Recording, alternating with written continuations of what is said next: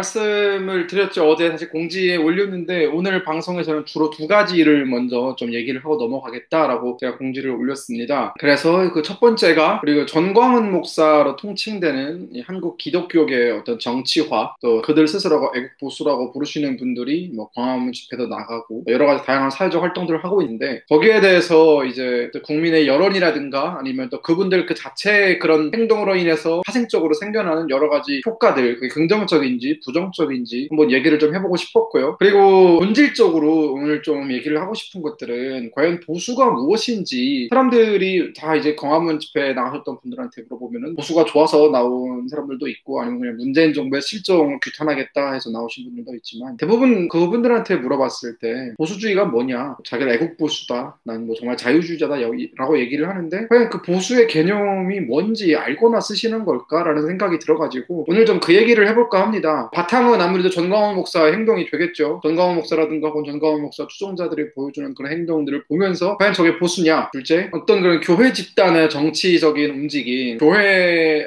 몸을 담고 있는 사람들이 정치의 영역에 들어오는 이런 현상을 우리는 어떻게 바라봐야 되는지, 그 부분도 좀 말씀을 드리고 싶었고, 또 오늘 뉴스에서 미래통합당 비상대책위원회 위원장인 김종인 위원장이 광주에 가서 5.18 묘역에 가서 절을 올렸죠. 그러니까 사죄의 절이라고 합니다. 그러니까 지금까지 보수가 미래통합당이 호남을 잘 챙기지 못했다, 특히 미래통합당 곳곳에서 혹은 이제 일부 몇몇 의원들이 혹은 이제 전 의원들, 어쨌든 미래통합당에 몸담았던 혹은 연관되어 있는 사람들이 이제 광주 민주화 운동이라든가 혹은 광주의 어떤 그런 정신이라든가 그런 것들을 훼손하는 여러 가지 다양한 발언들을 한 것에 대해서 본인이 사죄를 한다, 그리고 앞으로 미래통합당이 영남과 호남의 통합을 위해서 할 일을 하겠다라는 메시지를 내놓았습니다. 그 부분에 대해서도 오늘 한번 좀 얘기를 해볼까 합니다. 전광훈 목사, 2019년인가요? 2019년 한 1월, 2월쯤에 이제 한국기독교 총연합회 회장이 되면서 언론에 되게 크게 등장을 했는데, 본인들을 보수 세력이라고 하죠. 지금 미래통합당은 너무 이렇게 약하다, 아무것도 할 줄 모르는 보수다, 자신들이 아스팔트 보수다라고 하면서 기존의 박근혜 대통령의 탄핵을 부정하는 사람들과 같이 힘을 맺어서 아스팔트 보수 내지 뭐 애국 보수로 불리면서 지금까지 활동을 했습니다. 그렇게 뭐 문재인 대통령은 간첩이네, 뭐 굉장히 뭐랄까요, 사회 분열을 일으킬 수 있는 발언들이라고 저는 생각을 하는데, 저는 참고로 문재인 대통령 간첩이라고 생각하지는 않거든요. 근데 그런 어떤 발언들을 하면서 지금까지 쭉 이끌어왔고, 이제 그 분수령이 8월 15일 날 광복절에 있었던 광화문 시위였습니다. 전광훈 목사가 있는 교회가 사랑제일교회인데, 사랑제일교회에서 수많은 확진자들이 지금 쏟아져 나오고 있고, 또 뭐 사랑제일교회뿐만이 아니라 다른 교회들을 중심으로 해서 교회에서 특히 확진자들이 많이 나오고 있는 이런 상황이 계속 연출되고 있는데, 전광훈 목사는 사랑제일교회에서 확진자가 나오니까 자제해달라라는 권고 요청을 받았다고 합니다. 근데 그걸 무시하고 본인이 자기는 이제 시위에 나갈 거다라는 식으로 나왔는데, 결국은 본인도 확진자였고 또 본인 주변에 수많은 사람들이 확진이 되면서 지금 다시 수도권, 서울과 인천, 경기를 중심으로 인해서 이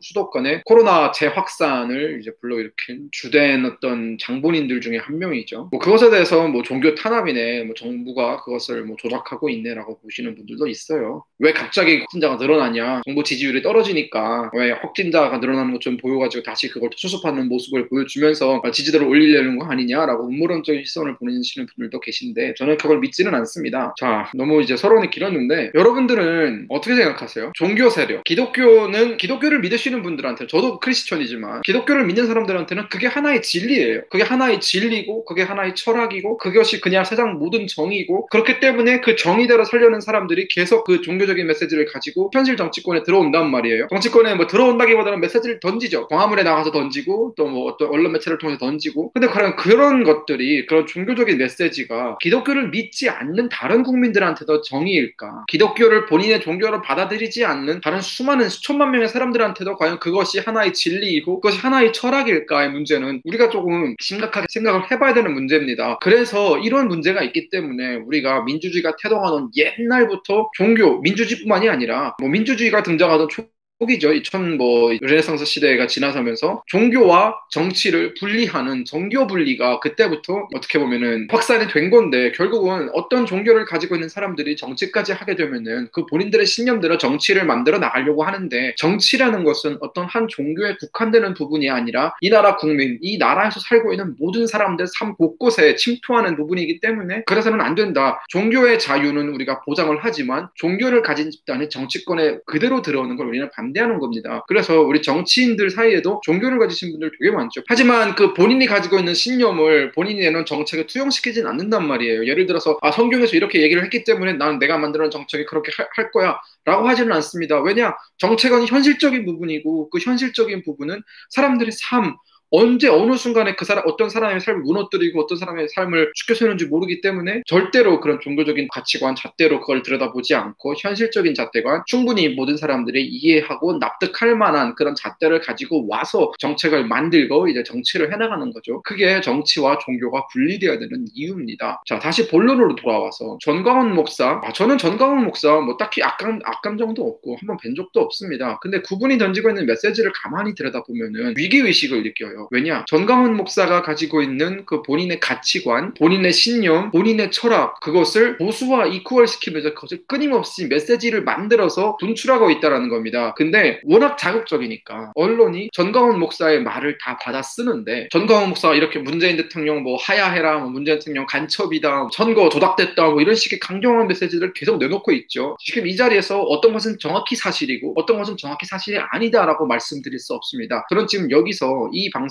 얘기하고 싶은 것은 어떤 것의 사실관계를 바로잡고 싶은 것이 아니라 전략적으로 그것이 옳은 판단인지 합리적으로 생각했을 때 그게 맞는 접근 방법인지에 대해서 논해보자라는 거예요. 코로나가 막 퍼지고 있는데 이 코로나가 재확산되는 게 8월 9일쯤부터 시작이 됐다고 해요. 지금 수도권을 중심으로 교회를 중심으로 퍼지고 있는데 그 와중에 8월 15일 날에 꼭 모였어야 했는지, 과연 그게 전략적으로 옳은 판단이었는지, 내가 아무리 옳은 메시지를 던지고 싶어도 때가 있고 장소가 있는 겁니다. 효과적으로 전달되길 원한다면은 그 메시지가 전달되었을 때 가장 증폭될 수 있는 시기를 골라야 되고, 또 많은 사람들이 그것에 대해서 긍정적으로 받아들일 수 있게끔 공감대가 형성된 그런 시점에 그 메시지를 던지는 게 훨씬 효율적이겠죠. 근데 지금 국민 모두가 코로나 때문에 지금 신음하고 있고 무서워하고 있고 또 재확산되는 그런 움직임이 보이고 있기 때문에 이런 시점에 대규모 집회를 왜 해야 되는지, 대규모 집회에서 나서 그 사람들이 무슨 말을 했던지 간에 그게 과연 옳은 선택이었는지, 과정이 어떻든지 간에 결과적으로 8월 15일 이후에 지금 확산세가 너무나도 퍼져나가고 있고, 저는 지금 그 확산세가 이 집회에 있다라고 얘기하고 있는 것이 아니라 100% 집회에 있지는 않겠죠. 하지만 8월 15일 이후에 지금 뭐 400명, 500명 이렇게 퍼져나가고 있는 이런 것들은 집회도 분명 한 몫을 차지해다, 비판받아 마땅하다, 저는 그렇게 말씀을 드리고 싶고, 제가 지금 뭐 문재인 정부의 뭐 편을 들고 싶거나 뭐 문재인 정부 있다라고 지금 뭐 집회 참가자들한테 뭐 압박을 가하고 전광훈 목사 구속하고 이런 짓거리들을 하는 게 잘했다고 말하는 것이 아니라 그분들한테 좀 자정의 노력을 좀 기울였으면 좋겠다라는 내부 비판의 목소리를 전하고 있는 겁니다. 제가 오늘 제목에 보수란 무엇인지에 썼습니다. 전광훈 목사 행동이 왜 잘못됐는지 제가 또 이거 보수적인 철학의 관점에서 좀 말씀을 드릴게요. 어려운 얘기 안 할 거예요. 쉽게 말씀드릴게요. 보수는 사회를 지키는 겁니다. 그냥 지키는 거예요. 질서를 지키고 또 운동 번영을 위해서 노력하고 법과 질서를 확립하고 사람들이 어떤 의무를 다하도록 독려하고 또 그 과정에서도 사람들의 권리를 보장하고, 즉 그게 자유인 거잖아요. 자유를 철저히 보장하되 그 자유를 얻는 대가, 자유를 얻는 대가라는 게 뭐겠습니까? 그 자유를 얻은 것만큼의 의무겠죠. 그런 것들을 할 수 있도록 어떤 장치를 마련해주고, 그게 보수입니다. 보수는 사회 공동체를 안전하게 지키는 거거든요. 자, 전광훈 목사의 그런 행동, 본인은 지금 보수주의자라고 얘기를 하는데 그게 보수의 어떤 부분과 맞닿아 있는 거죠? 공동체 전체를 위험에 빠뜨렸습니다. 그리고 낡아빠진 보수, 구구 보수의 이미지를 쇄신하기 위해서 발버둥 치고 있는 지금 현 미래통합당의 노력에 찬물을 끼얹었습니다. 이제 여론조사 결과가 어떻게 나오는지 모르겠지만 우리가 저번 주에 정말 희망적인 결과를 얻었잖아요.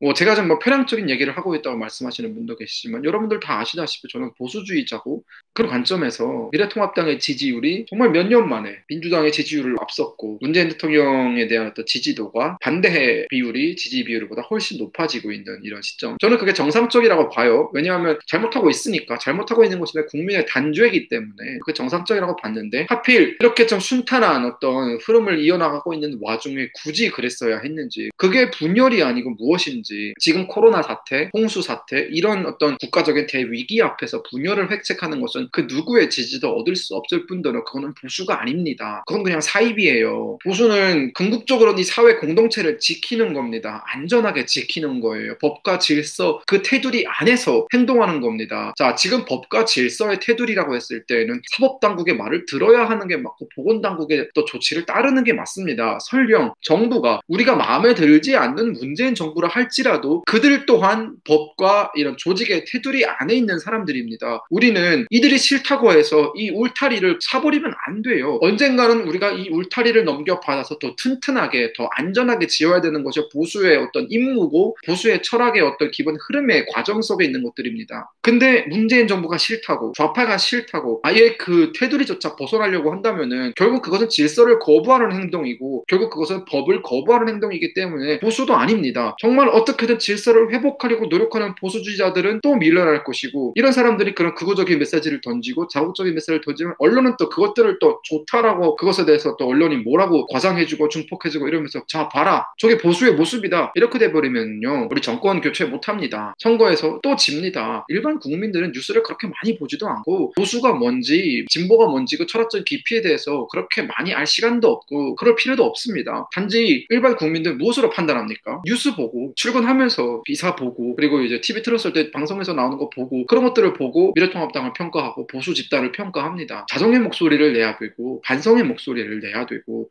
국민 통합의 목소리를 내야 되는 이런 시점에서 보수가 겨우 승기를 잡았는데 전광훈 목사 그 한 사람으로 인해서 이렇게 무너지고 있다는 것. 전광훈 목사가 옳고 그 사람의 주장이 옳고 그름을 떠나서 그의 행동은 정말 전략적이지도 않았고 아무리 뜻이 고결하면 뭐합니까? 말짱 도루묵인데 아무리 본인이 옳고 아무리 그 사람이 뭐 정의롭다 해도 뭐합니까? 결국은 국민들의 선택을 받지 못할 뿐인데 정치는 결과로 말해주는 겁니다. 과정이 아무리 중요해도 그 과정이 뒤죽박죽이 돼도 결국은 결과, 그 결과가 뭡니까? 정치에서 선거 아닙니까? 선거에서 이겨야 우리가 원하는 이상적인 사회를 만들 수도 있는 것이고 보수주의 질서를 다시 되찾을 수도 있는 것이고 자유주의 질서도 되찾을 수 있는 겁니다. 우리는 지금 그 결과를 만들어내기 위해서 달려가고 있는 그런 현상이거든요. 제발 좀 안 그랬으면 좋겠습니다. 보수가 뭔지도 모르면서 설령 그분들의 보수주의가 맞다고 쳐요. 뭐 제가 생각하는 보수가 틀릴 수도 있겠죠. 하지만 그게 본인들이 생각했을 때 맞는 거지 일반적인 국민들이 봤을 때 맞는 게 아니잖아요. 결국은 변해야 되는 겁니다. 일반 국민의 눈높이에 맞춰야 되는 거예요. 아스팔트 백날 나가면 뭐합니까? 결국은 아스팔트 위에 있는 사람들만 그걸 지지하고 그것을 좋아라 손뼉을 짝짝 치는 거예요. 아스팔트에 있지 않는 대다수의 국민들은 거들떠보지도 않습니다. 자 여러분 좋은 신뢰가 있죠. 박근혜 대통령 탄핵 그래서 부당함에 대해서 굉장히 열심히 노력하시는 많은 국민들이 계세요. 저는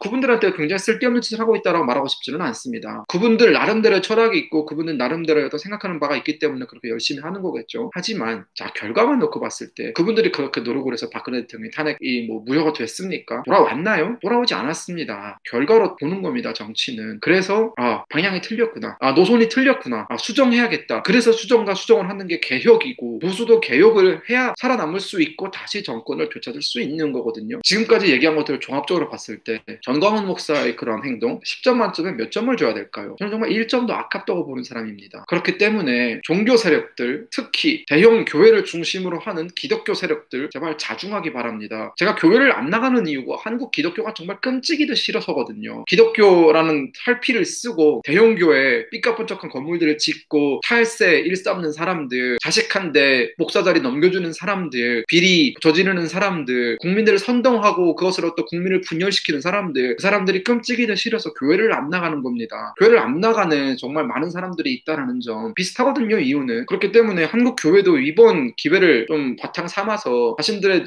행동을 돌아볼 필요가 있지 않나. 뭐 논외로 한 가지만 더 말씀드리면 전광훈 목사 저는 그냥 사이비 같아요. 뭐 이런 말도 하잖아요. 하나님 뭐 나한테 까불면 죽어 뭐 이런 말 하잖아요. 어떻게 하나님이 까불면 본인한테 죽습니까? 본인이 무슨 하나님보다 더 위에 있는 사람이에요? 아니잖아요. 농담으로라도 성직자라면 그런 말을 하면 안 되는 거죠. 저는 그냥 좀 이상한 사람이다라고 판단을 내릴 수밖에 없을 것 같고 그런 이상한 사람 때문에 전체적인 보수가 다시 몰락하게 된다면은 정말 역사에 큰 죄를 짓는 거라고 생각을 합니다.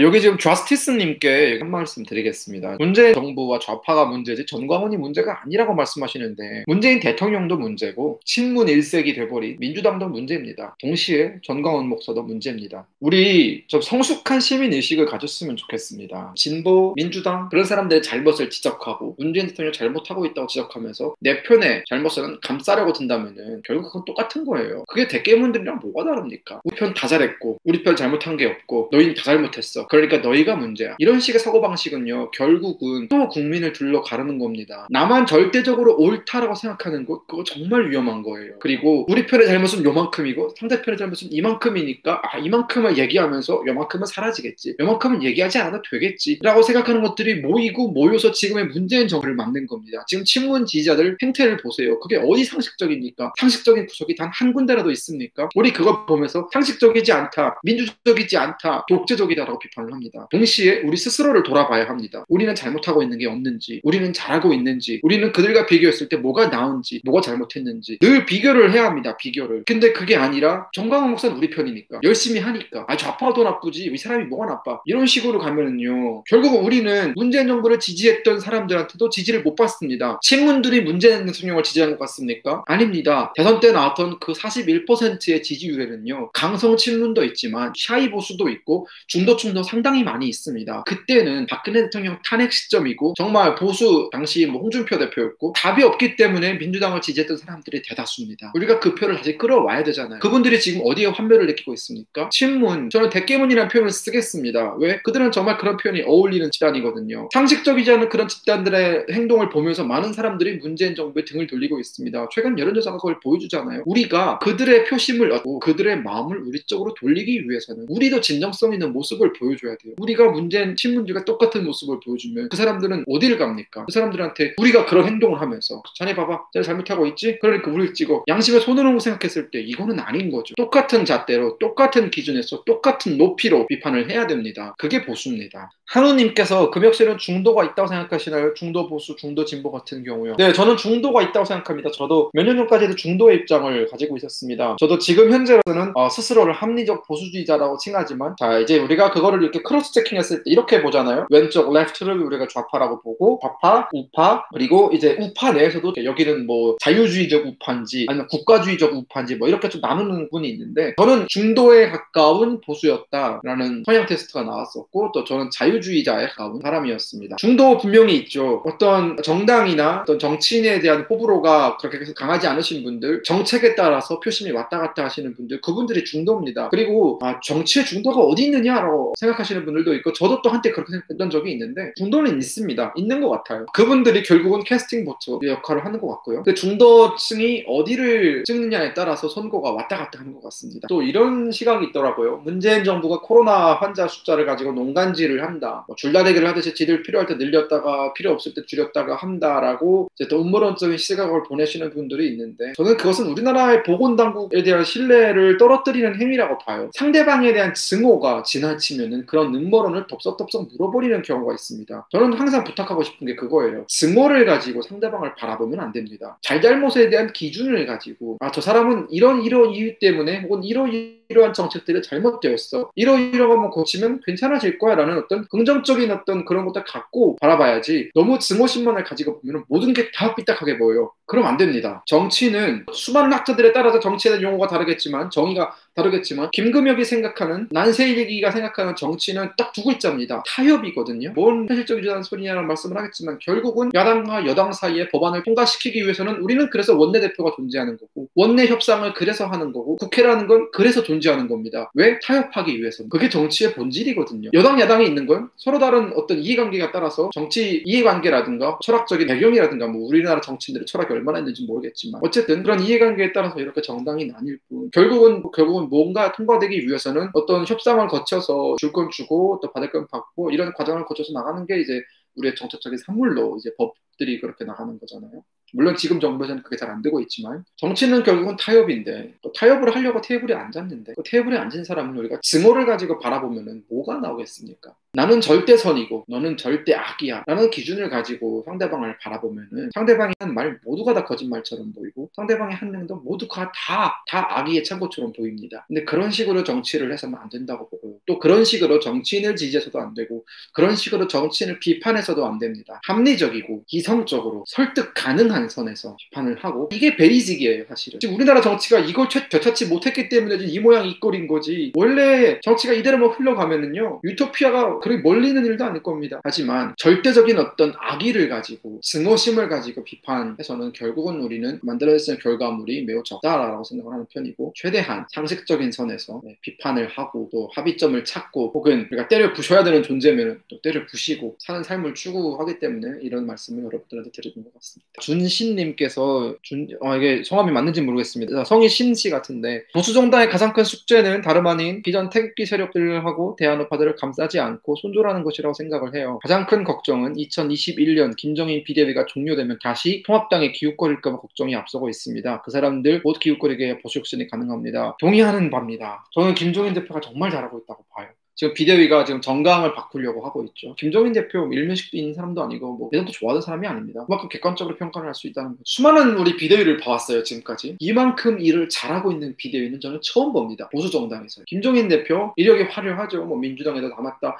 뭐 왔다 갔다 철새란 말도 듣지만 그게 무슨 상관입니까? 지금 잘하고 있는데 국회의원 사선 연임 배제하는 법안 정말 잘 마련했다고 생각을 하는 거예요. 저는 정말 칭찬해주고 싶어요. 그거. 자, 초선일 때 누구나 다 열의에 찹니다. 초선일 때는 다 또 초심이 있고 뭔가 내가 이 국회를 뭐 변화시켜보겠다, 대한민국 정치를 바꿔보겠다라는 그런 열의를 가지고 초선에 들어갔는데 재선이 되고 3선이 되고 4선이 되면서 중진이 됩니다. 어마어마한 기대권이 되는 거죠. 초선 때의 그 열의, 초선 때의 그 양심 찾아보기도 어렵습니다. 초심 때의 그 어떤 개혁 정신을 다시금 발휘하기에는 손에 쥔 게 너무 많습니다. 그렇기 때문에 개혁이 안 되는 거예요. 그렇게 흘러왔거든요. 대한민국의 정치가 늘 그렇게 흘러왔어요. 3선 12년입니다. 10년이면 강산도 변한다는 말이 있습니다. 12년 해먹었으면 많이 해먹은 겁니다. 새로운 사람들이 국회에 들어오고 정말 국회를 혁신해보겠다, 정말 국민을 위한 정치를 해보겠다라는 사람들이 국회에 들어올 수 있는 자리를 마련해줘야 됩니다. 그래야 자연스럽게 세대교체가 일어나는 것이고 국회가 젊어져야 나오는 정책들도 젊어질 것이고 나오는 정책들이 조금 더 우리 사람들의 눈높이에 맞춰서 되도 않는 그런 정책이 아니라 사람들의 삶 정말 가까이에서 그 삶들을 지탱해주고 이끌어주는 그런 정책들이 나올 거라고 보거든요. 그런 의미에서 저는 3선까지만 하고 4선 연임을 금지하는 조항 저는 정말 잘 만들었다라고 생각을 하고 이번에 5.18 민주묘역에 가서 무릎을 꿇은 그 김종인 대표 정말 잘했습니다. 쇼죠. 쇼입니다. 누구나 다 합니다. 삼척동자도 그게 쇼라는 걸 압니다. 쇼는 어떻습니까? 그런 쇼도 안 했기 때문에 우리는 지금까지 호남을 잃었습니다. 호남은 거의 민주당이 영남이나 비슷한 거잖아요. 사실 호남에 뭐 민주당이 가면 뭐 70, 뭐 80% 나오니까 호남 사람들 뭐 7시 막 이러면서 엄청나게 지역 비하를 하고 지역 갈등이 지금까지 존재했었고 뭐 호남 출신이래 영남 출신이래 뭐 그런 여러 가지 아름답지 않은 말들이 사회를 도배했었는데 민주당도 하지 않은 일을 지금 현 집권 여당도 하지 않은 일을 106석, 108석 정도밖에 안 되는 그 미래통합당이 먼저 선제적으로 그 일을 해버린다? 저는 정말 잘했다고 생각을 해요. 이 정말 코딱지만한 나라에서 언제까지 영남이네 호남이네 강원이네 충청이네 이러면서 언제까지 지역 비하와 지역 갈등을 늘 안고 가겠습니까? 10년, 20년 이내에 지역 갈등 사라질 것 같지는 않습니다. 현실적으로. 하지만 그런 노력이라도 했다라는 것, 그렇죠. 삽을 꽂았다는 것, 그것을 무려 보수가 나서서 한다라는 것, 던져주는 메시지가 정말 크거든요. 변화하고 있다. 이거 쇼 맞다. 하지만 우리는 노력하는 거다. 그러니까 좀 좋게 봐달라. 국민한테 읍소하는 겁니다. 무릎을 꿇은 겁니다. 저는 정말 잘했다고 보고요. 자, 홍준표 의원 그런 일 할 수 있을까요? 황교안 대표 그런 거 할 수 있을까요? 안 할걸요? 지들만 고고한 사람들이에요. 지들만 정치를 통달한 사람들이에요. 하지만 뭘 됐습니까? 황교안 대표 실패했죠. 처참히 실패했죠. 홍준표? 저는 뭐 홍준표 개인에 대한 호감은 있는 편입니다. 하지만 홍준표 체제가 이끌었던 미래통합당 저는 답이 없다고 봤어요. 자, 지금 뭐 장제원 의원이라든가 미래통합당 내에서 좀 강성 의원들, 강경파들이 있었잖아요. 그 사람들 목소리 다 눕자친 게 누굽니까? 김종인 대표입니다. 지금은 통일적인 메시지가 나와야 한다. 지금은 국민에게 희망을 드리는 메시지가 나와야 한다. 그런 어떤 김종인 대표 호소가 통했기 때문에 지금 통합당이 일사불란하게 하나처럼 움직이고 있고 그러한 노력이 있었기 때문에 지지율이 올라가고 있다고 저는 생각을 하거든요. 만약 민주당만 잘못해서 만약 민주당이 꼬라박고 있기 때문에 통합당 지지율이 올라가고 있는 것이 아닙니다. 통합당이 잘하고 있기 때문에 지지율이 올라가고 있는 겁니다. 응원해줘야죠. 네, 저도 이제 패트릭님이랑 의견이 비슷한데 김종인 대표가 어차피 그 비대위 체제가 1년이잖아요. 끝나게 되면은 주호영 원내대표가 사령탑을 맡든 김세연 의원이 사령탑을 맡든 당내에 온건하고 사려 깊은 그런 정치인들이 꽤 있거든요. 아니면 아예 초선 내세워서 지금 우리 유니스 의원 같이 이렇게 5분 연설에 얼마나 많은 사람들이 동의를 얻어냈습니까? 그런 초선들을 우리가 앞세워서 좀 대대적인 혁신을 제발 좀 이렇게 했으면 좋겠습니다. 지금 미래통합당 의원들 명단을 쭉 놓고 한 명 한 명 따져보니까요. 초선들 굉장히 실력 있습니다. 정말 또 우리 윤봉길 의사의 손녀분도 계시잖아요. 그럼 윤주경 의원 같은 초선 의원들이 좀 지도부에 원내 지도부 혹은 뭐 당대표 이런 데 과감히 도전을 해가지고 통합당을 아예 쇄신해버리면은요. 극우 우파들이 다시는 발을 들일 자리가 없고 그 사람들은 결국은 정치의 뒤안길, 이 역사의 뒤안길로 사라지게 말 겁니다. 김문수 같은 사람, 그 뭐 많잖아요. 그런 사람들, 친박들, 뭐 서청원 같은 사람들, 윤상용 같은 사람들 다 좀 조용히 사라졌으면 좋겠고, 정말 이제는 국민들한테 희망을 줄 수 있는 보수가 정말 구태의연하고 지들 잘못을 생각밖에 없고 부패하고 그런 이미지에서 벗어나서 소매를 걷어붙이고 일을 하는 보수가 되었으면 좋겠다. 이게 정말 말로만 희망사항으로만 이루어지는 게 아니라 정말 그런 사람들이 그런 일을 맡아서 하면은 가능하다고 보고, 또 보수가 정권 재창출이 아니죠. 다시 뺏어오는 거 가능하다고 생각을 합니다. 혹동미남 김금혁 동생, 제 마음을 대변해주는 것 같아 속이 너무 시원합니다. 자신들이 어떤 정치를 하건 보수건 진보건 떠나서 가장 먼저 생각해야 할 것이 국민입니다. 지금 코로나 시국에 국민의 건강을 먼저 해야 하는데 자신들의 이익에만 치중하니 결국 재확산된 겁니다. 동의합니다. 저스티스님께서 지금 민노총이 집회한 것에 대해서는 전혀 비판하지 않는 언론은 문제가 없고 그들은 과연 확진자가 없으며 그들은 검진 안 해도 된다고 생각하는지요? 아니요, 그렇지 않습니다. 민노총 그 사람들, 어쨌든 그 집회 현장에 있었던 사람들은 다 검사를 받는 게 맞습니다. 그리고 보건당국도 민노총 집회자들한테는 오직 말하라라고 한 게 아닙니다. 8월 15일 집회 참석했던 모든 사람들은 검진을 받아라라고 보건당국의 지침이 내려온 겁니다. 거기에 민노총은 빠져라라는 지침이 없습니다. 오해하신 것 같아요. 그리고 그걸 비판하지 않는 언론에 대해서 어떻게 생각하냐? 언론의 기능을 잃은 거죠. 하지만 제가 오늘 작심하고 비판하고 싶은 건 전광훈 목사였기 때문에 그 초점이 전광훈 목사에 간 것이지 그들의 행동이 잘했다가 아닙니다. 내가 왜 이럴까 님께서 민주당에 걸려든 것이라고, 전광훈 목사는 민주당에 걸려든 것이라고 했는데요. 아니요, 저는 그렇게 생각하지 않습니다. 전광훈 목사 스스로 민주당에 덫에 들어간 겁니다. 그게 덫이라는 건 뻔히 보이는데 본인 잘났다고 본인 말만 옳다고 계속 우기다가 그냥 스스로 자초한 겁니다. 그 누구를 탓할 일이 아니에요. 거기서 집회하면 거기서 코로나가 확산되면은 모든 책임 다 뒤집어 쓸 거야 라고 수차례 걸쳐서 언론도 지적을 했고 많은 전문가들이 경고를 했음에도 불구하고 나 혼자 잘났다라는 그런 소총명, 그런 자만심에 일을 저질렀고 본인은 결국 코로나에 걸렸습니다. 뭐 아무쪼록 저는 뭐 전광훈 목사가 잘 완쾌되길 바라고요. 뭐 비판은 하지만도 전광훈 목사가 코로나에 걸렸다는 사실이 기쁘지만은 않습니다. 어쨌든 안타까운 일이고 잘 회복해서 다시 정상적인 건강 상태로 돌아왔으면 하는 것이 바람이고, 참 안타까운 일인데 앞으로 이러한 일이 좀 안 일어났으면 좋겠고, 바라건대 한국 종교계가 좀 자중했으면 좋겠습니다. 특히 한국 기독교계가 좀 자중했으면 좋겠습니다. 종교적인 얘기를 죄송하지만 정말 하나님 믿는 사람이고 정말 성경적인 삶을 사는 사람들이라면은 타인에게 피해를 입히는 이런 행동은 안 합니다. 성경의 어느 구석에 타인에게 피해를 입히라고 나와 있습니까? 좌스테스님께서 메르켈은 독일 기독교 민주연합 대표라고 하시는데, 오늘 좌스테스님께서 여러 사실들을 올려주시는데요. 기독민주당이죠. 기민당이라고 합니다. 줄여서. 이름만 그래요. 독일 정치 얼마나 공부하실지 모르겠는데 독일 정치를 좀만 들여다보면 형태만 그런 거예요. 기민당은.